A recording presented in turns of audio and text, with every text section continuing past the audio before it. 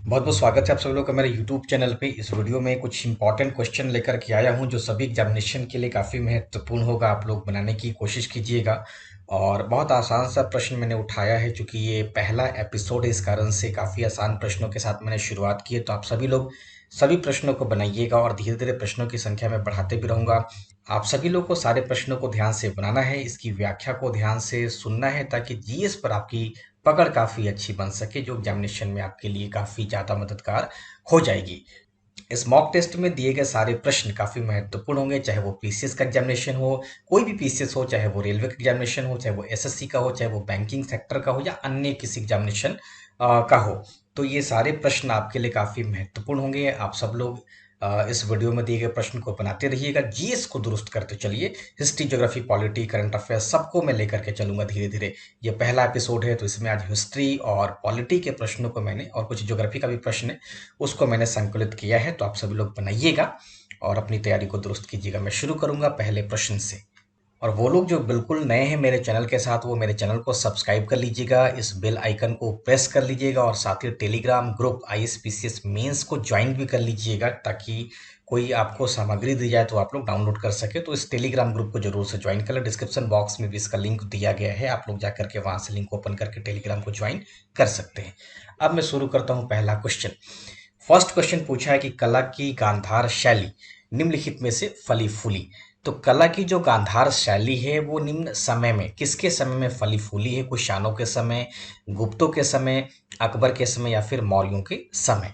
तो बहुत ही आसान से ये क्वेश्चन है, आपको बनाना है। और आप लोग कौन कौन सा एग्जामिनेशन फेस करेंगे उस एग्जामिनेशन को कमेंट बॉक्स में बताइएगा, कि आपको रेलवे देना है, या डीएसएसबी देना है, या बीपीएससी देना है, या और भी कोई अन्य एग्जामिनेशन देना है। तो एग्जामिनेशन को आप लोग कमेंट बॉक्स में जरूर लिखेंगे। तो कला की जो गांधार शैली है वो कुषाणों के समय फलती फूलती, इसका ऑप्शन ए उत्तर हो जाएगा। इसको आप लोग एकदम से याद रखेंगे। अब देखिए, इसकी व्याख्या की अगर बात करूं मैं, तो कला की जो गांधार शैली है, इसको इंडो ग्रीक शैली या ग्रीक बुद्धिस्ट शैली भी कहते हैं। इसका जो केंद्र था वो गांधार था, इसीलिए इसको गांधार कला शैली भी कहा जाता है ना।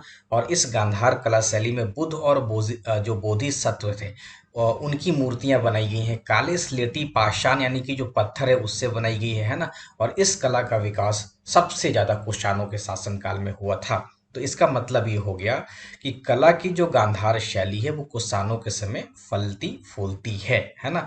और अन्य सवाल पूछे जा सकते हैं कि इसमें किसकी मूर्तियां बनाई गई है, तो बुद्ध को जरूर से याद रखिएगा। इसकी शैली कैसी थी, तो इंडो ग्रीक शैली थी या ग्रीक बुद्धिस्ट शैली थी, है ना। केंद्र बिंदु तो गांधारी था, उसको याद रखेंगे आप लोग, है ना। सेकेंड क्वेश्चन पूछा गया है कि जंतर मंतर का निर्माण किया था अकबर ने, शाहजहां ने, शिवाजी ने, या फिर महाराजा जयसिंह ने? तो इसका उत्तर हो जाएगा ऑप्शन डी।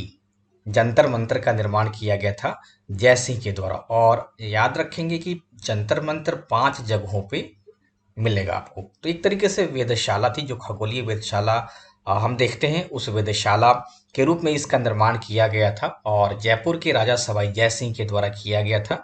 और 5 जगह अगर देखा जाए तो दिल्ली, जो कि सबसे पहले दिल्ली में ही बना था, उसके बाद बनारस, जयपुर, उज्जैन, मथुरा में अवस्थित है। तो इन 5 जगहों को याद रखेंगे। आने वाले संभावित प्रश्न में हो सकता है कि कहाँ पे जंतर मंतर है या कहाँ पे जंतर मंतर नहीं है। तो 5 जगहों के नाम को आप जरूर से याद रखिएगा। और जयसिंह को ज्योतिष और पारंपरिक वेद विज्ञान में काफी गहरी रुचि थी, है ना। और समरकंद के तत्कालीन शासक उलुग बेग के हाथों बनाई गई वेधशाला से इनको प्रेरणा मिलती। ये भी पूछा जा सकता है कि किससे उनको प्रेरणा मिली थी। तो उलुग बेग, जो कि समरकंद का उस समय का शासक था, है ना। और भारत में वेधशालाओं का निर्माण कराते हैं, और पहली वेधशाला दिल्ली में बनती है। तो पहली वेधशाला तो इंपॉर्टेंट नहीं रहेगा, लेकिन हाँ, उलुग बेग का नाम याद रखेंगे। और ये तो काफी इंपॉर्टेंट रहेगा, आज भी ये काफी इंपॉर्टेंट रहेगा कि जंतर मंतर कहाँ पे है या कहाँ पे नहीं है, ये पूछा जा सकता है। नेक्स्ट क्वेश्चन है, जय जवान जय किसान का नारा किसने दिया था? लाल बहादुर शास्त्री ने, सुभाष चंद्र बोस ने, मोरारजी देसाई ने, या फिर देवीलाल ने? तो जय जवान जय किसान का नारा किसने दिया था? इसका उत्तर हो जाएगा ऑप्शन है, लाल बहादुर शास्त्री के द्वारा दिया गया था। और वो भारत के दूसरे प्रधानमंत्री थे। जब जवाहरलाल नेहरू का निधन हो गया था, तो तुरंत लाल बहादुर शास्त्री को प्रधानमंत्री बनाया गया था। और लगभग 18 महीने 1966 में उनका देहांत हो गया था। तो उस समय तक वो भारत के प्रधानमंत्री यानी कि 18 महीने तक भारत के प्रधानमंत्री रहे थे। और 1965 में भारत और पाकिस्तान के बीच युद्ध भी हुआ था और उस युद्ध में पाकिस्तान ने कल्पना नहीं की थी कि इतना करारी शिकस्त उसको मिलेगा, है ना। तो इसको याद रखिएगा, है ना, पूछा जा सकता है आप लोगों से। नेक्स्ट है, कौन से प्रसिद्ध भारतीय गुरुदेव के नाम से जाने जाते थे? रविन्द्रनाथ टैगोर, चक्रवर्ती राजगोपालाचारी, लाला लाजपत राय, बी आर अम्बेडकर। तो बहुत ही आसान सा ये क्वेश्चन है और उत्तर इसका ऑप्शन है रविंद्रनाथ टैगोर गुरुदेव के नाम से जाने जाते थे, है ना। और महात्मा गांधी ने पहली बार उनको गुरुदेव कहा था। और लाला लाजपत राय को हम पंजाब केसरी के नाम से जानते हैं और चक्रवर्ती राजगोपालाचारी को राजा जी के नाम से जाना जाता है। ये भी आप लोग याद रखिएगा, किसको राजा जी के नाम से जाना जाता है। तो गुरुदेव के रूप में जरूर से रविन्द्रनाथ टैगोर को आप याद रखेंगे। अगला है, महात्मा गांधी अपना राजनीतिक गुरु किनको मानते थे? रविन्द्रनाथ टैगोर को, मदन मोहन मालवीय को, दादा भाई नौरोजी को, गोपाल कृष्ण गोखले को। उत्तर इसका ऑप्शन डी, गोपाल कृष्ण गोखले को महात्मा गांधी अपना राजनीतिक गुरु मानते थे और वहीं गोखले रानाडे को अपना गुरु मानते थे। याद रखेंगे, है ना। तो गांधी अपना गुरु गोखले को मानते हैं और गोखले अपना गुरु रानाडे को मानते हैं। दोनों को आप लोग याद रखेंगे। साइमन कमीशन पहली बार भारत आया था 1926 में, 1928 में, 1939 में, 1942 में। तो साइमन कमीशन का गठन 1927 में किया गया था लेकिन भारत आया था 28 में। ऑप्शन बी इसका सही उत्तर है। तो 1928 में भारत आया था। इसका गठन, चूंकि 1919 के अधिनियम को जब आप पढ़ेंगे और आगे मैं बताऊंगा भी इसके तमाम पहलुओं के बारे में, तो इसी एक्ट में ये प्रावधान था कि इस एक्ट की समीक्षा के लिए 10 वर्ष के पश्चात एक आयोग का गठन किया जाएगा। तो साइमन कमीशन का गठन किया गया था, लेकिन साइमन कमीशन में जो मेंबर्स थे वो सारे के सारे ब्रिटिशर्स थे, अंग्रेज थे। इसी कारण से इसका भारत में काफी ज्यादा विरोध किया गया और साइमन गो बैक का नारा भी लगाया गया था। नेक्स्ट है, कांग्रेस पार्टी ने किस वर्ष पूर्ण स्वराज्य का प्रस्ताव पारित किया? 1926 में, 1929 में, 1911 में, 1917 में। तो इसका उत्तर है ऑप्शन बी। 1929 में कांग्रेस पार्टी ने पूरी तरीके से आप कह सकते हैं कि स्वराज्य की प्राप्ति के लिए पूर्ण स्वराज्य का प्रस्ताव पारित किया था। और इस अधिवेशन की अध्यक्षता नेहरू के द्वारा की जाती है। इसको भी आप लोग याद रखेंगे। वर्ष 1919 का भारतीय इतिहास संबंधित है कलकत्ता से दिल्ली में राजधानी के बदले जाने से, जालियांवाला बाग त्रासदी से, बंगाल विभाजन से, या फिर खिलाफत आंदोलन से।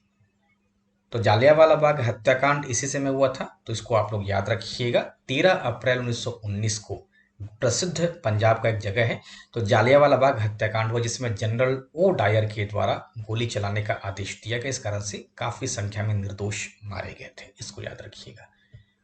वंदे मातरम गीत के रचनाकार थे बंकिम चंद्र चटर्जी, सरोजिनी नायडू, रविंद्रनाथ टैगोर, या फिर जयशंकर प्रसाद।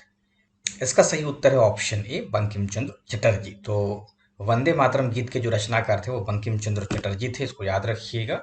और इन्हीं के द्वारा रचित पुस्तक आनंद मठ में इसकी चर्चा की गई है, लिखा गया है और भारत के राष्ट्रीय गीत का दर्जा प्राप्त है। पाकिस्तान के अलग राज्य आंदोलन का नेतृत्व किसने किया था, बताइए। तो पाकिस्तान के अलग राज्य का जो नेतृत्व किया था वो ऑप्शन डी, मोहम्मद अली जिन्ना के द्वारा किया गया था, इसको याद रखिएगा।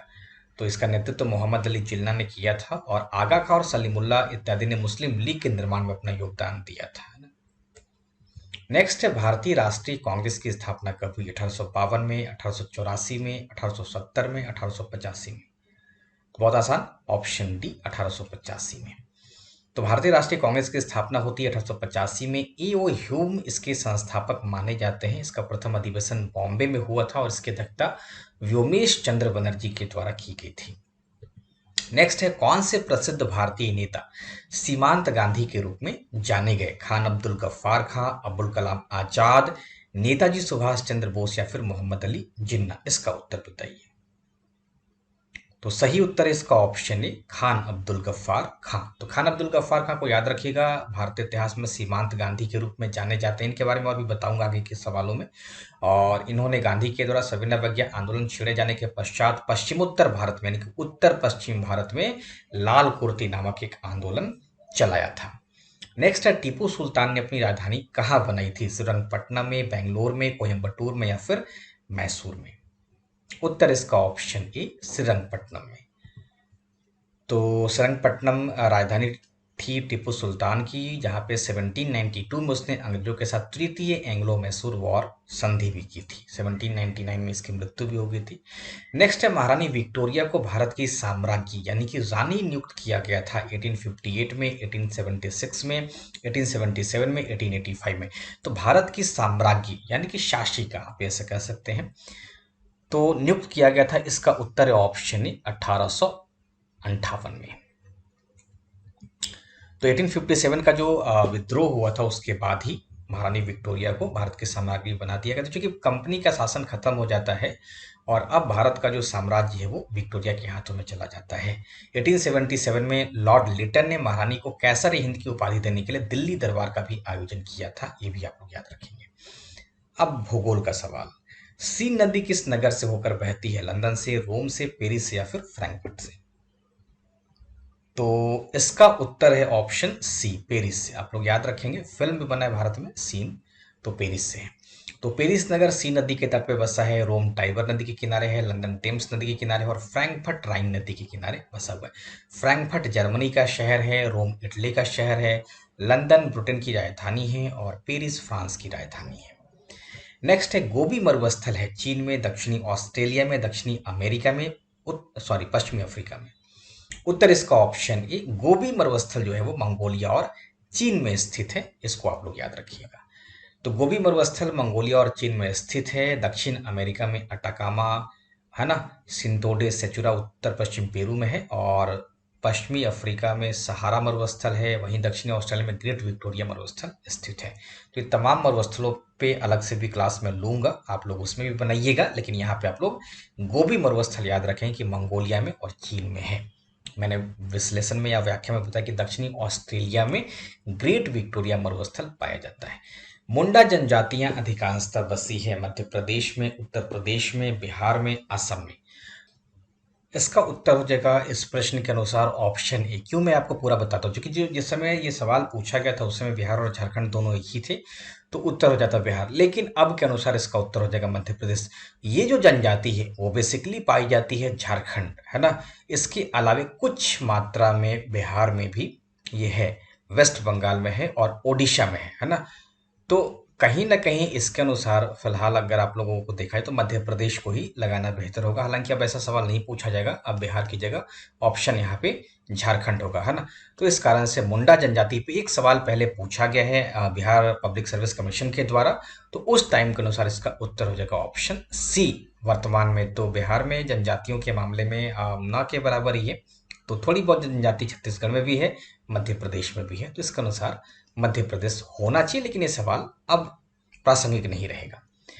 इसके बाद अगर देखें, स्वेज नहर जोड़ती है भूमध्य सागर को लाल सागर से, भूमध्य सागर को कैस्पियन सागर से, लाल सागर को हिंद महासागर से, या फिर इनमें से कोई नहीं। उत्तर क्या होना चाहिए? तो इसका सही जवाब हो जाएगा ऑप्शन ए, भूमध्य सागर को लाल सागर से जोड़ती है। तो स्वेज नहर भूमध्य सागर और लाल सागर को जोड़ती है। इसका निर्माण 1869 में किया गया था और इसके बन जाने से भारत और यूरोप के बीच में लगभग 7,000 किलोमीटर की दूरी कम हो गई है। पहले जिसको हम लोग अफ्रीका से घूम करके ऐसे जाते थे, अब दरअसल ऐसे ही निकल जाएंगे। तो 7,000 किलोमीटर की जो दूरी है वो कम हो गई है। नेक्स्ट है, निम्नलिखित में से किस भारतीय राज्य में लौह अयस्क उपलब्ध नहीं है? बिहार, मध्य प्रदेश, उड़ीसा, पंजाब। तो उत्तर हो जाएगा इसका ऑप्शन डी, पंजाब में। नेक्स्ट पूछा गया है, समुद्र तल पर पृथ्वी के केंद्र के सबसे निकट का स्थान है? उत्तरी ध्रुव है, मकर रेखा है, कर्क रेखा या फिर भूमध्य रेखा है?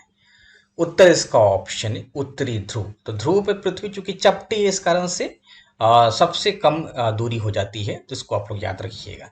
नेक्स्ट है, भारत के उपराष्ट्रपति के संबंध में कौन सा कथन गलत है? पॉलिटी का सवाल है। आप लोग चारों विकल्प को पढ़िए। इसकी योग्यता प्राप्त करने के लिए प्रत्याशी की आयु कम से कम 35 वर्ष की होनी चाहिए। उपराष्ट्रपति राज्यसभा का सभापति होता है। उपराष्ट्रपति का चुनाव भारत का राष्ट्रपति करता है। भारत के प्रथम उपराष्ट्रपति एस राधाकृष्णन थे। उत्तर बताइए। तो इसका उत्तर हो जाएगा ऑप्शन सी, उपराष्ट्रपति का चुनाव भारत का राष्ट्रपति करता है। ये स्टेटमेंट गलत है। तो उपराष्ट्रपति का जो चुनाव होता है वो राष्ट्रपति न करता है, बल्कि संसद के दोनों सदनों के द्वारा ही कर दिया जाता है ना। तो भारत के उपराष्ट्रपति के संदर्भ में ये जो स्टेटमेंट है वो गलत दिया हुआ है। तो भारत के उपराष्ट्रपति का निर्वाचन अनुच्छेद 66 के तहत होता है। दोनों सदनों के सदस्यों के द्वारा एकल संक्रमणीय मत पद्धति के द्वारा आनुपातिक मत प्रणाली के द्वारा संपन्न होता है। मूल संविधान में था कि उपराष्ट्रपति का जो चुनाव है वो दोनों सदनों के संयुक्त बैठक के द्वारा किया जाएगा, लेकिन अब ये प्रावधान खत्म कर दिया गया है। अब दोनों सदनों के जो सदस्य होते हैं वो एक अपना कमेटी बना करके नियुक्त कर देते हैं उपराष्ट्रपति। नेक्स्ट है लक्षद्वीप टापू अवस्थित है दक्षिण पश्चिम भारत में है, दक्षिण भारत में है, दक्षिण पूर्वी भारत में या फिर पश्चिम बंगाल के निकट पूर्वी भारत में। उत्तर हो जाएगा इसका ऑप्शन दक्षिण पश्चिम भारत में, है ना। तो अरब सागर में स्थित है, चूंकि अगर हम दक्षिण पश्चिम भारत कहते हैं तो दक्षिण पश्चिम भारत ही हो जाएगा, अरब सागर में है। और बंगाल की खाड़ी में अंडमान निकोबार द्वीप समूह है, इसको भी आप लोग याद रखेंगे। नेक्स्ट पूछा गया ओजोन परत बताता है अंटार्कटिका की वायुमंडलीय स्थिति। शनि ग्रह पर की गई एक आधुनिक खोज। पृथ्वी की सतह से लगभग 10 से 20 किलोमीटर के नीचे की परत, पृथ्वी की सतह से 15 से 20 किलोमीटर ऊपर में वायुमंडल की परत। उत्तर है इसका ऑप्शन डी, इसको आप लोग याद रखिएगा। तो लगभग 15 से 25 किलोमीटर की ऊंचाई पर ओजोन परत विद्यमान है, इसको याद रखिएगा। अल्ट्रावायलेट किरणों से हमारी रक्षा करता है, ध्यान रखेंगे। नेक्स्ट है भारतीय संविधान में संशोधन के लिए विधेयक लाया जा सकता है केवल लोकसभा में, केवल राज्यसभा में, या तो लोकसभा में या तो राज्यसभा में या फिर भारत के सर्वोच्च न्यायालय में। उत्तर इसका ऑप्शन सी, क्योंकि अगर धन विधेयक होता तो लोकसभा में लाया जाता, लेकिन यहाँ पे संविधान संशोधन है तो किसी भी सदन में लाया जा सकता है। नेक्स्ट है निम्नलिखित उच्च न्यायालयों में से कौन एक से अधिक राज्य केंद्र शासित प्रदेश के लिए है? इलाहाबाद, दिल्ली, गुवाहाटी, महाराष्ट्र। तो उत्तर हो जाएगा इसका ऑप्शन सी, गुवाहाटी। क्यों? क्योंकि महाराष्ट्र उच्च न्यायालय नहीं है, महाराष्ट्र में बॉम्बे हाई कोर्ट है ना। अभी बॉम्बे हाई कोर्ट का नाम बॉम्बे हाई कोर्ट ही है, महाराष्ट्र नाम का कोई उच्च न्यायालय नहीं है। तो आपको शब्दों से बचना भी है ना। जैसे बिहार उच्च न्यायालय नहीं है, क्या है? पटना उच्च न्यायालय है। तो ठीक वैसे ही गुवाहाटी उच्च न्यायालय को याद रखिएगा। तो एक से अधिक राज्यों का वो नेतृत्व करता है। इस तरीके से मैंने आज के डिस्कशन में 25 सवाल आप लोगों के लिए तैयार किया था। फिर धीरे धीरे संख्या बढ़ते जाएगा। आप लोग पहले बनाइए, मन लगा के बनाइए, इंटरेस्ट लीजिए, प्रैक्टिस कीजिए, धीरे धीरे समय बढ़ते जाएगा। बहुत बहुत शुक्रिया। कोई भी आपके मन में विचार हो, प्रश्न हो, कमेंट बॉक्स में कमेंट कीजिए। बहुत बहुत धन्यवाद।